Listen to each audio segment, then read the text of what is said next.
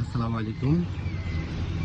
এটা হচ্ছে আজকে সকালে ঘন কুয়াশা যাকে বলে, একদম বাসার সামনে।